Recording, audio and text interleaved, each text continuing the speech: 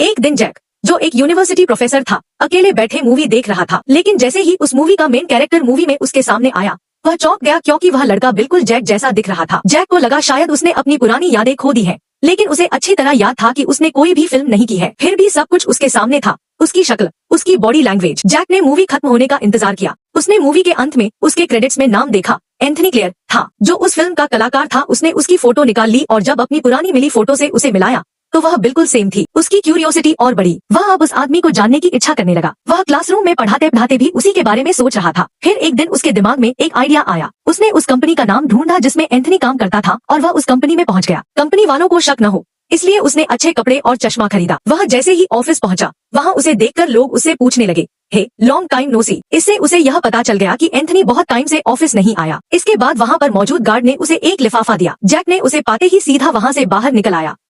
उसने लिफाफा खोला, उसमें सब कुछ था, एंथनी के घर का एड्रेस, फोन नंबर और बहुत कुछ। उसने एंथनी के घर फोन मिलाया, वो भी उसकी बिल्डिंग के सामने से। फोन उसकी पत्नी ने उठाया। जैक की आवाज भी एंथनी से मिलती थी, जिसके कारण उसकी पत्नी ने यह कहकर कॉल काट दी कि मुझे पता है कि तुम मजाक कर रहे हो, ऊपर आ जाओ, यहाँ बैठकर बात करते हैं। लेकिन जैक ने फोन काट दिया। अब वह अपने घर पहुंचा और दोबारा फोन किया। इस बार फोन एंथनी ने उठाया। जैक ने कहा, हाय कैसे हो, तुम्हारी और मेरी आवाज और शक्ल सेम है। लेकिन एंथनी को यह फेक कॉल लगा। लेकिन जब जैक ने उसे दोबारा फोन किया तब एंथनी ने उसे कहा कि अब अगर उसने फोन किया तो वह पुलिस में कंप्लेंट कर देगा। लेकिन एंथनी की पत्नी को उस पर शक हुआ कि क्या उसका पति अपनी पुरानी एक्स से तो बात नहीं कर रहा। लेकिन तभी